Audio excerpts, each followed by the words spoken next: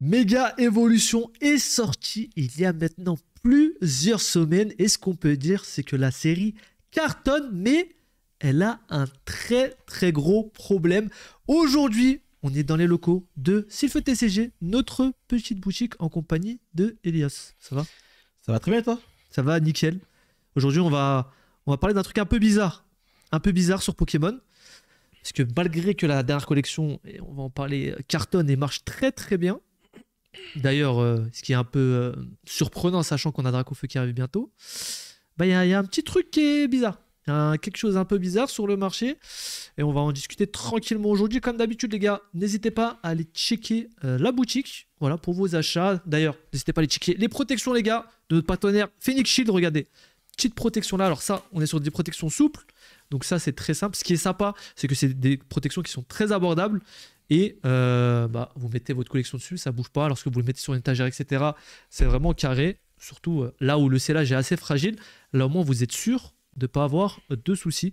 Et puis, on va proposer aussi plein de différentes choses sur la gamme. Donc, n'hésitez pas à rester connecté. On vous tiendra au courant. Et de la même façon, on a un concours qui va pop sur Instagram. Peut-être pour du Méga Evolution 2 avec le Dracofeu qui sort. Donc, n'hésitez pas à aller rejoindre notre page Instagram s'il y a déjà le post. Et puis, à participer comme d'habitude. Alors déjà globalement on peut faire un petit retour pour commencer sur Méga Evolution, hein. Maintenant la série est sortie il y a de ça 2-3 semaines, 2-3 semaines à peu près, ouais 3 semaines, ça va faire 3 semaines le lendemain de cette vidéo. Et la série a eu un peu de retard. On a eu 2 semaines de retard. Elle devait sortir en septembre. Elle est sortie finalement en octobre. La collection, au début, on ne savait pas trop sur quel pied danser. C'était un nouveau blog. Donc, qui dit nouveau blog, dit tout simplement un peu nouvelle méta sur Pokémon. Le marché change. Tout ce qu'il y a autour, c'est un peu différent. Et on ne savait pas trop comment l'aborder et comment ça allait être. Surtout qu'on n'a pas eu de jeu Pokémon depuis très très longtemps. Donc, première collection à l'effigie de Gardevoir et de Lucario. Alors, qu'est-ce que tu en as pensé? C'est quoi le retour que tu t'es fait dessus? Est-ce que les attentes que tu avais elles ont été remplies? Et est-ce que tu as été étonné ou pas? Méga Evolution, la première série du coup du même bloc, c'est une très bonne série.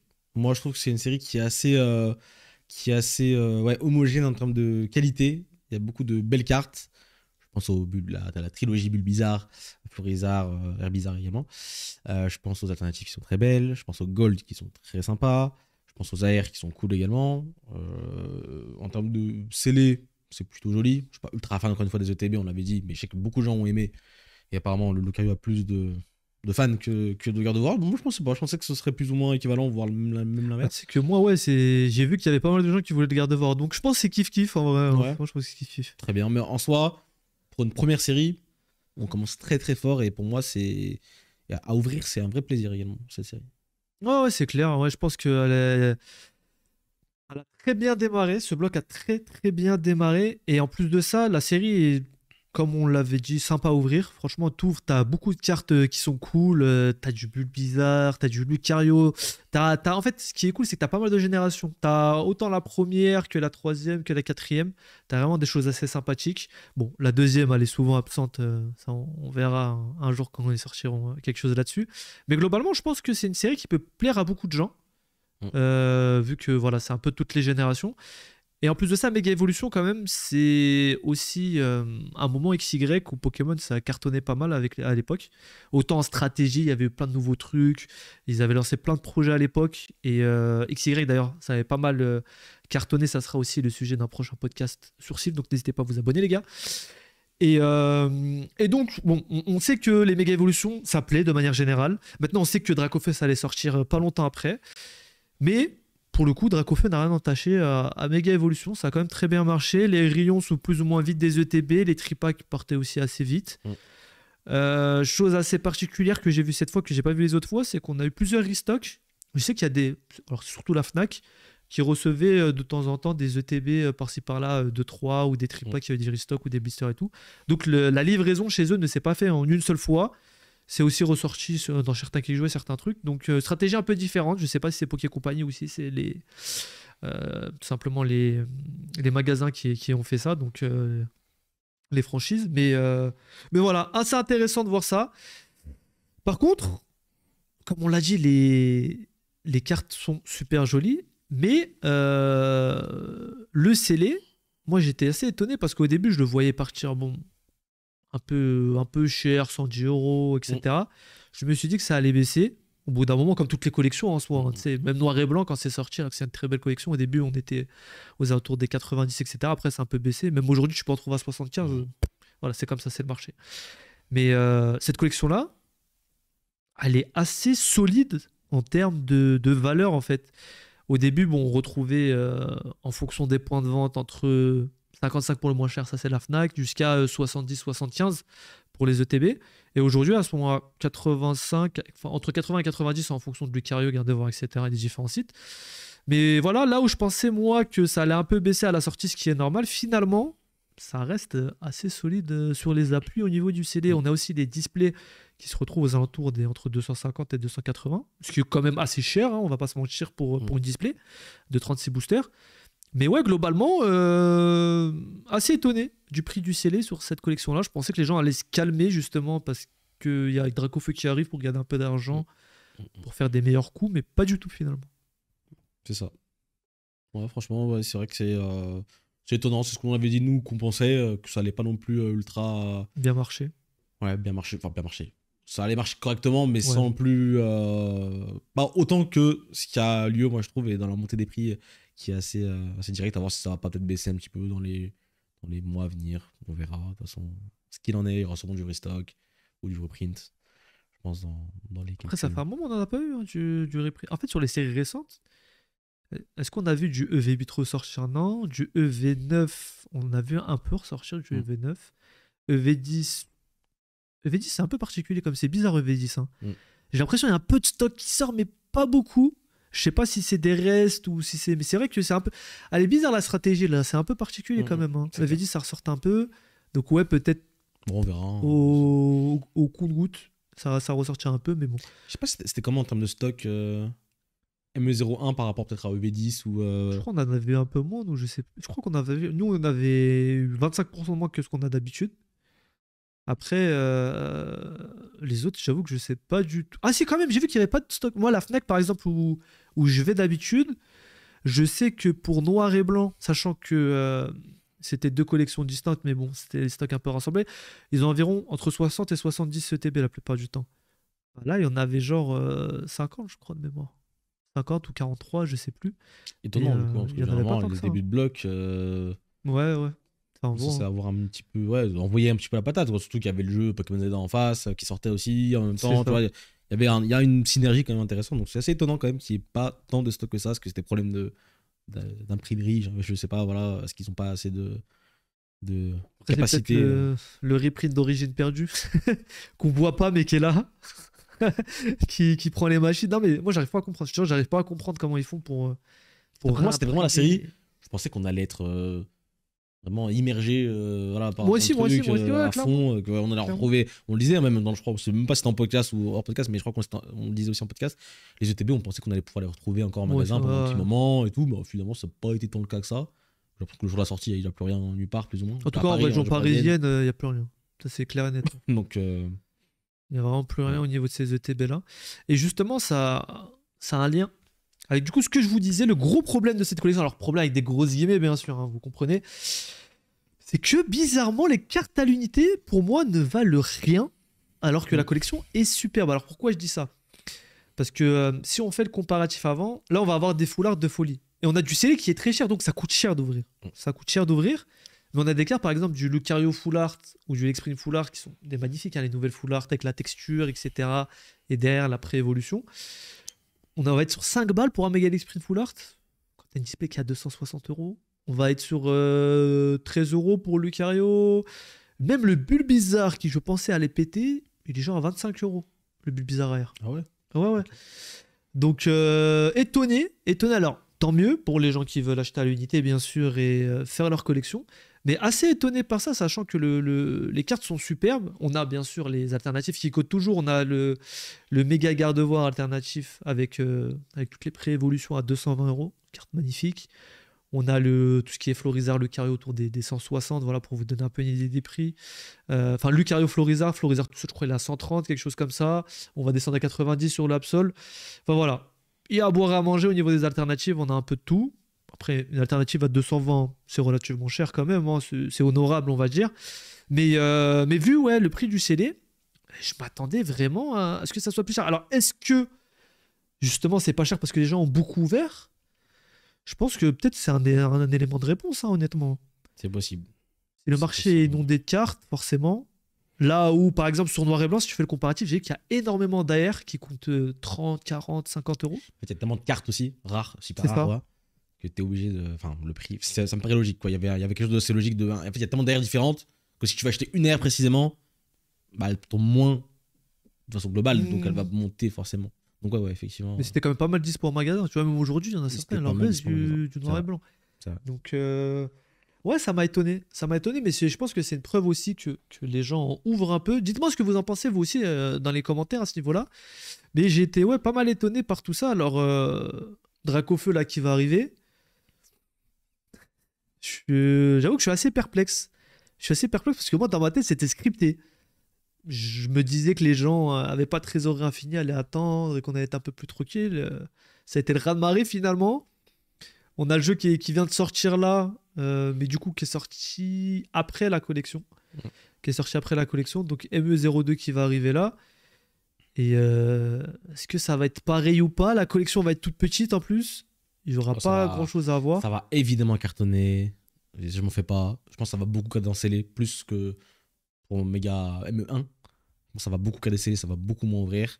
En même temps, il y a moins de hits à aller chercher. Ouais, c'est ça. Donc je pense que la Dracofeu va coûter une blinde. Les deux Dracofeu, la Gold et l'immersive, vont péter très très vite. Et ça va être des chiffres voilà, assez hauts.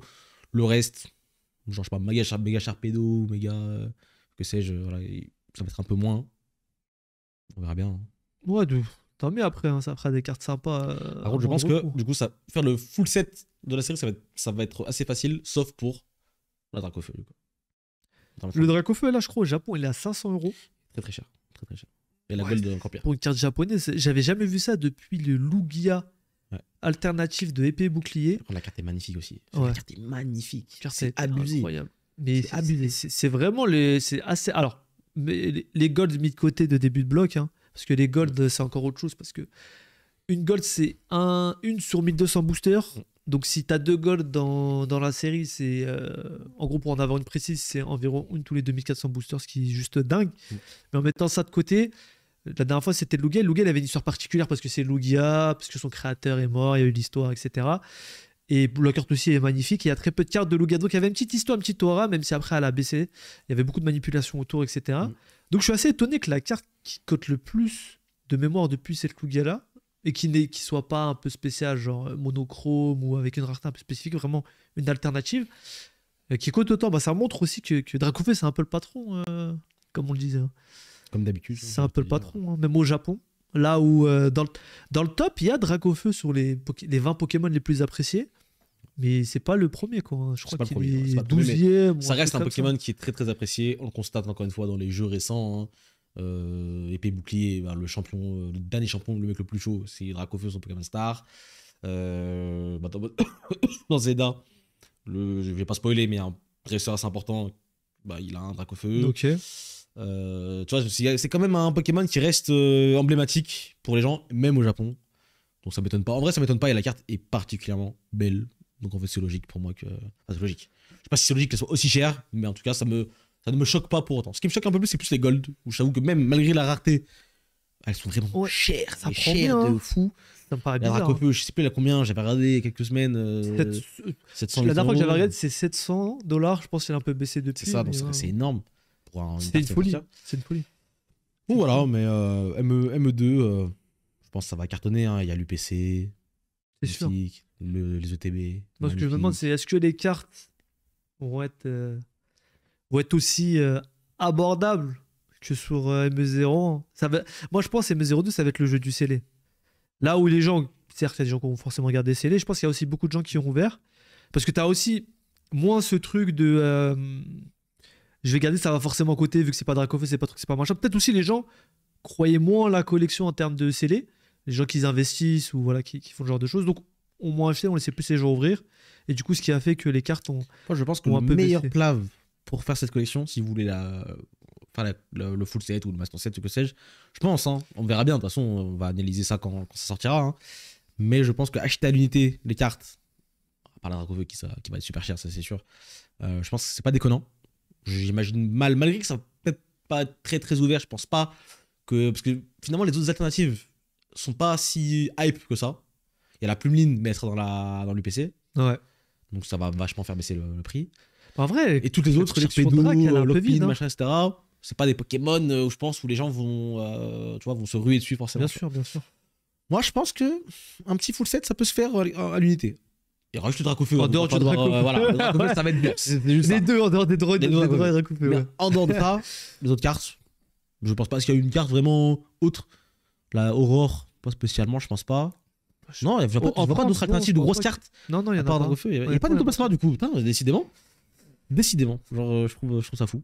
Mais en bon. plus, ça a déjà leak là, je sais pas si t'as vu, mais il y a des displays qui sont commencés à sortir depuis quelques jours. Ouais. Il y a des gens qui ont fait des avant-premières, il y a pas mal Un de mec trucs. qui a ouvert le Dracofeu déjà en français. Ouais. Lui, c'est bien. Lui là, il choisit le prix qu'il veut là même. Ouais, c'est ça. ouais, non, mais là, c'est un peu, c'est en quantité. Je sais pas si Dracofeu en français, la alternative, elle va coûter combien, genre les premiers. C'est toujours dur. Les premiers. C'est pas un conseil d'investissement, les gars. C'est pas d'investissement. Non, mais. On préchote juste. Ouais, non, mais va- moi, c'est. Non, parce qu'il y a des gens qui vont dire, ouais, tu dis ça pour que la faire monter, c'est rien du tout. Non, C'est juste moi, ah oui, ce que d'accord, je non, pense. pas du tout. Dracofeu. Je me dis, si la garde de voir, elle est à 200. Ouais, on sera bien au double minimum. Moi, j'en bien 500 balles pour le Dracofeu. Moi, je dis plus. Hein. Ça va être à 800 minimum. Je sais pas pourquoi. Alors, il y a moyen. Les gens, ils vont péter leur crâne sur. Mais je pense que ça va baisser peut-être au fur et à mesure du temps. Ça va baisser, ça va remonter après. Bien Ouais, sûr. voilà, Comme je pense d'habitude, à un comme truc comme ça. Mais je pense que- minimum 500 balles, ça me choquerait pas qu'elle soit à 700, genre un truc Ça me comme choquerait pas du ça. tout, Ça me ça me choquerait pas du tout en vrai. Mais Mais déjà, 500, c'est un billet. Hein. Ah, c'est énorme ici. C'est énorme. C'est un truc de fou déjà. Hein. Mais regarde, pour moi, la carte, elle est Noctali-tier de 8.5. Ouais, elle est très très belle. Mais même dans. Pas belle, je veux dire, pas dans le sens belle aussi, certes, mais vraiment dans le terme, dans le aura, tu vois, aura du truc, genre tu l'as. Après, on va avoir le taux de drop, etc. Parce que 8.5, c'est un cas. En fait, c'est ça, ouais. Mais. Ah, toi, tu me parles de Noctalis 8.5 Ouais. Ah, moi, je prends. Ok, j'avais la VMAX alternative dans Aussi, ma tête. en vrai aussi. Dans l'aura de la grosse carte qui va coûter genre 800 balles, 1000 balles, 1200 Ouais, balles je dans vois. quelques temps, entre guillemets, ça va être cette carte-là, tu vois. En fait, le truc de fou avec la Noctali de Évolution Céleste, c'est que tu droppais rien. De manière générale, les taux étaient catastrophiques. Et en plus, tu avais les VMAX où c'était une rareté. En gros, c'était un peu en dessous de la gold au niveau des taux de drop, mais la rareté était. C'est n'importe quoi. Tu pouvais une case entière et pas avoir de VMAX alternative. Donc, je pense que c'est ça aussi qui a fait le truc en plus du fait que la carte soit belle. Maintenant, ouais, c'est vrai que Dracofeu, Noctali, là, si on compare avec ce qui est comparable, donc évolution prismatique, ouais, je pense que c'est à peu près la même aura. Hein. C'est à peu près la même aura. Donc, ouais, ça me choquerait pas qu'elle soit à 800 balles en vrai. Hein. Mais voilà. Sachant que quand la Noctali est sortie, c'était la ruée dans les magasins et il y avait une pseudo-hype quand même. Ça va être le cas hein, sur le MD. Je pense que j'ai l'impression que tu sous-codes. Là, quand on parle, moi, je sais ce qui va se passer. Hein.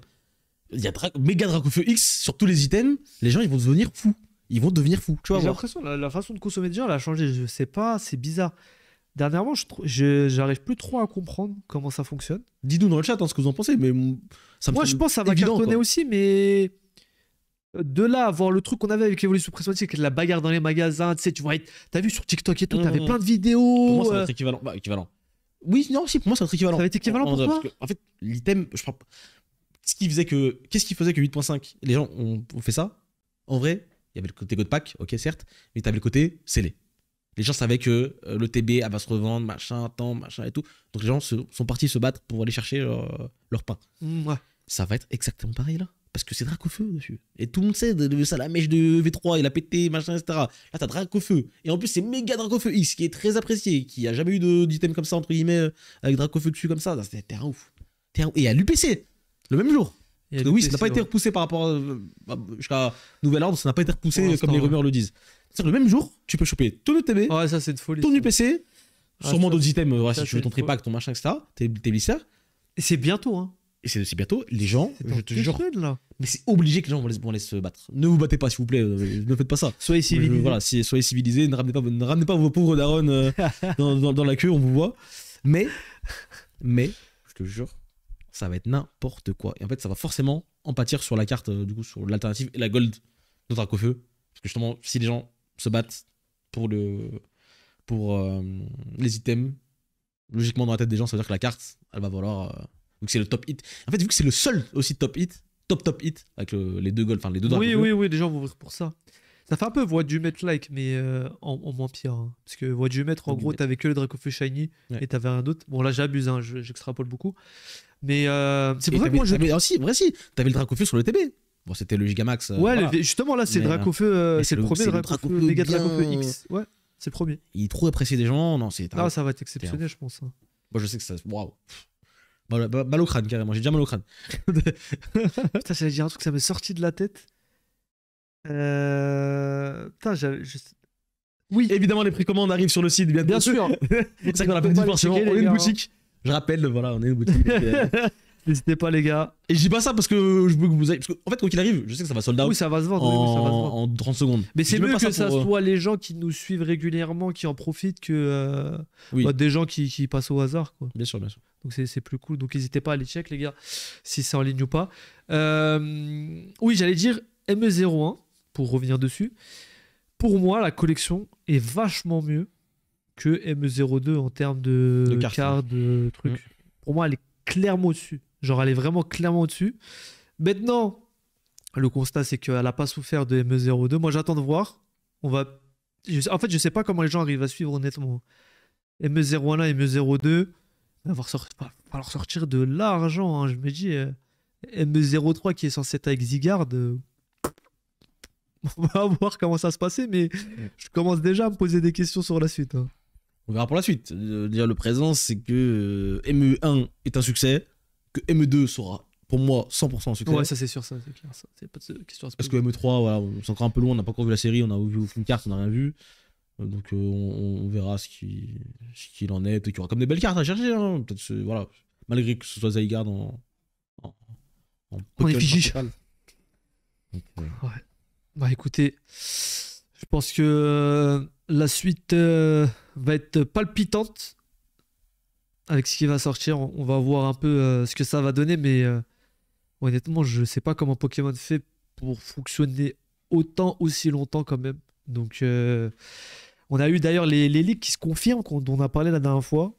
Donc, n'hésitez pas à aller checker la playlist avec tous les podcasts, avec Eternals, etc. Donc 3.5 et tout ce qui va sortir.